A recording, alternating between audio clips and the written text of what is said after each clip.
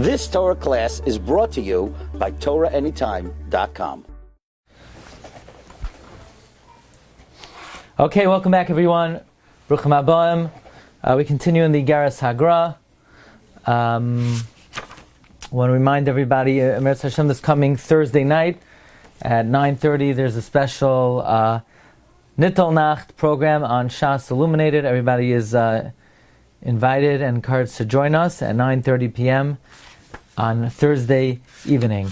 We're in the Iggeres HaGra, and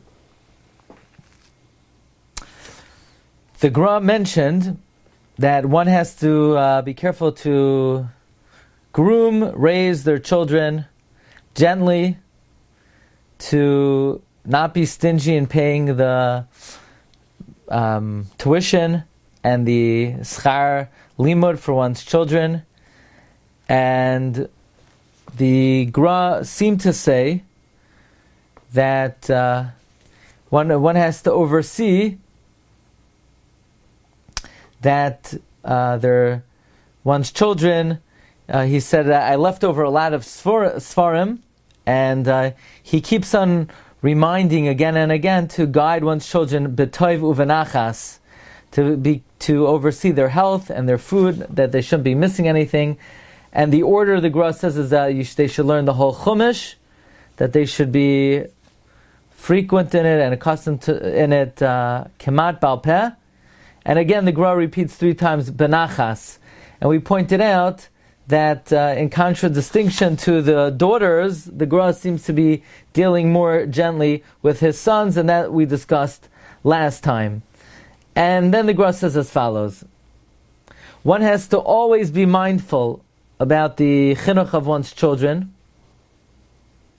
and everything else is nothing, is empty. One will not take with him to the next world more than his mitzvahs amasim toivim. The Gra quotes the pasuk in Tehillim Parak Mem Tes: don't be afraid if somebody is wealthy, because he won't take his money with him. And then the Gra says, and don't say, well, I need to amass money and gather money to be able to leave over to my children. So the Gra here is sort of addressing a very instinctive and natural feeling that people have, that they want to have a certain amount of monies to be able to give and leave over to their children. After all, it's a parent's responsibility to see to it that their children are cared for. And the Gra sort of bursts this bubble and this feeling, well, I have to leave over money to my children. He says, first of all, don't say that I'll leave over to my children a certain allotment. He says, people are like the grass of the field, some sprout and some flourish. What that means is as follows. The Gra says, don't make the mistake and say, I have to have $10 million in my bank account because I have 10 kids and I have to leave each one of them $1 million. Because, says the Gra, every person has their own, so to speak, mazel and hatzlacha. And even that kid that you think, needs your $1 million, otherwise they won't be successful without it, they won't be successful with it, because that kid has his own mazel. And you could leave him $10 million and it's not going to help him. And the child that is a matzliach, and the child that is a successful type of person, that you could leave them nothing and they'll still be successful. So the Gra sort of bursts the bubble of a person working overtime. I need to leave over, because the Gra says people are like herbs of the field. Some flourish and some wither. Kol echad noilad b'mazaloi. Each human being is born in his mazel, uvahashgachas kel elyon baruch hu, and under the guidance of the Lord.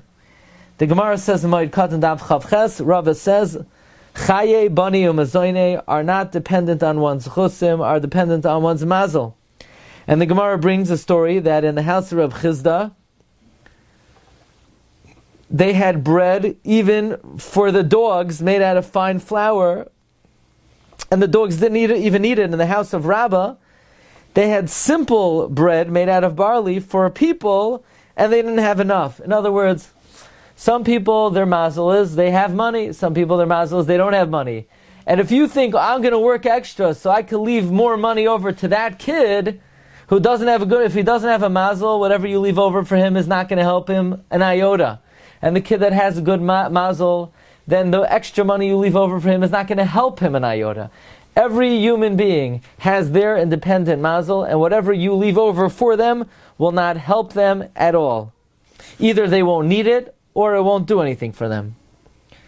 Says the Gra, don't think that, if you leave over more money for a kid, the child will have a better feeling to you. No.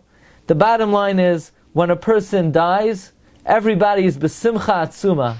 Finally, he left already, he went already. V'heim smeichim b'moisai. The family is happy about they make believe, they're sad. V'hu yored l'sha'al, and the person goes into the grave. In fact, Rabbi Iggeres wrote by the way, Iggeres HaGra is not for the faint-hearted. If you thought this was going to be a nice pick-me-up at 5:30 p.m. after a long, hard day, not sure this is, you might want to join us for Yavamas instead at 9:15. That might do the trick. But the Gra wrote a letter, and actually, check it out on Torah Anytime.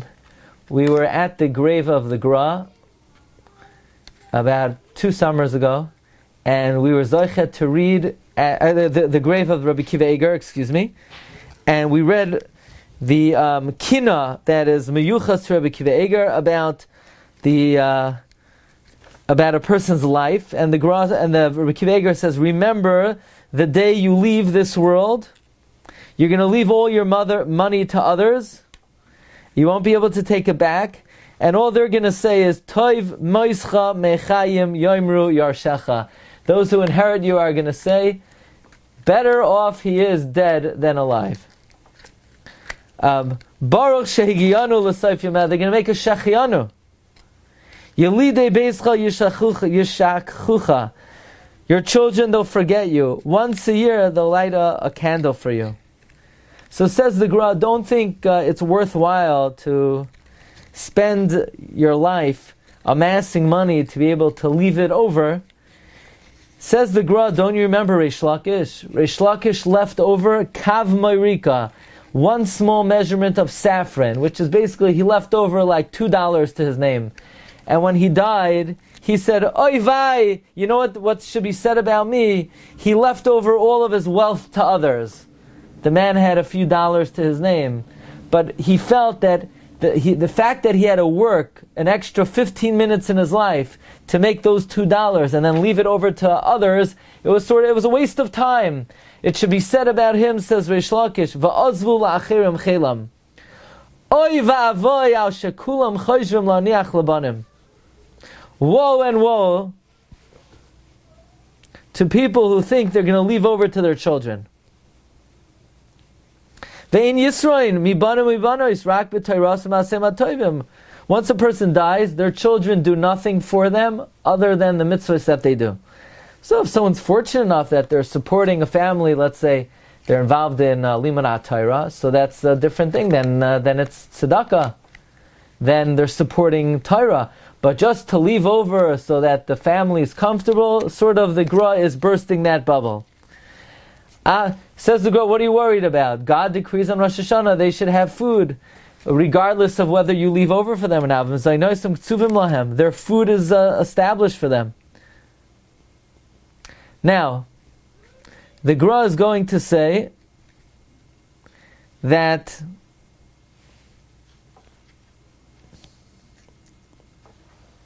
ultimately what the Gra is saying is that it's sort of a fallacy that it's important to leave over wealth to one's children. The Chafetz Chaim, in the Avas Chesed, I believe he quotes the father of the Shla Kadosh. And the father of the Shla, I believe he does reckon that there is some value of leaving money over to one's children. And the guideline that he says is that you should split it. You should split it between tzedakah and one's mishpacha. Now, I can't tell you if in the times of the Gra you should give it all to tzedakah, and the father of the Shla said 50-50. I can't say what the ratio is today, but it's a certain hashkafa that if a person has the opportunity to amass zechusim, to to learn more, to do more mitzvahs, and instead he says, well, I have to work. Why? Because I have to pay for my great-grandchildren's, college tuition. I have to, who's going to buy my great-grandson his Borsalino hat for his bar mitzvah? Relax, he wasn't even born yet. So there's a sort of a notion that you have to amass to leave over.